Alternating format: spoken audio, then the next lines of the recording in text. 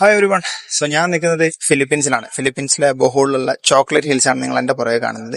അതുപോലെ തന്നെ ഞാനൊരു 10 ദിവസമായിട്ട് ഫിലിപ്പീൻസ് യാത്രയിലാണ്. അമേസിംഗ് കൺട്രിയാണ്, നാച്ചുറലി വെരി ബ്യൂട്ടിഫുൾ ആണ്. അതുപോലെ നല്ല ഫ്രണ്ട്ലി ആയിട്ടുള്ള ആൾക്കാർ, നല്ല അടിപൊളി വാട്ടർഫോൾസ്, അതുപോലെ അമേസിംഗ് ബീച്ച് കാര്യങ്ങൾ, സൺസെറ്റ് ഒക്കെ ഉണ്ട്.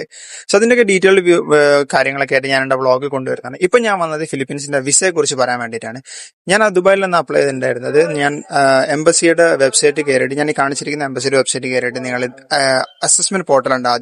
അപ്പൊ നമ്മൾ അവരുടെ ഒരു ഫോം ഫില്ല് ചെയ്യുക. അതുപോലെ തന്നെ അവരുടെ നമുക്ക് പാസ്പോർട്ട്, വിസ, നമ്മുടെ ഫ്ലൈറ്റ് റിസർവേഷൻ കോപ്പി അതിൽ അപ്ലോഡ് ചെയ്തിട്ടുണ്ടെങ്കിൽ അവർ നമുക്കൊരു ഇന്റർവ്യൂ മെയിൽ അയച്ചു തരും. ആ ഷെഡ്യൂൾ ചെയ്ത ഡേറ്റിൽ നമ്മൾ പോകുന്ന സമയത്ത് നമ്മുടെ കയ്യിൽ NOC ലെറ്റർ ഉണ്ടായിരിക്കണം കമ്പനിയുടെ, അല്ലെങ്കിൽ എംപ്ലോയ്മെന്റ് ലെറ്റർ, പിന്നീട് 3 മാസത്തെ ബാങ്ക് സ്റ്റേറ്റ്മെന്റ്. ബട്ട് അബൌട്ട് നമുക്ക് വെറും 5,000 മാത്രം ദിറംസ് മാത്രം നമ്മുടെ ബാലൻസ് കാണിച്ചാൽ മതി.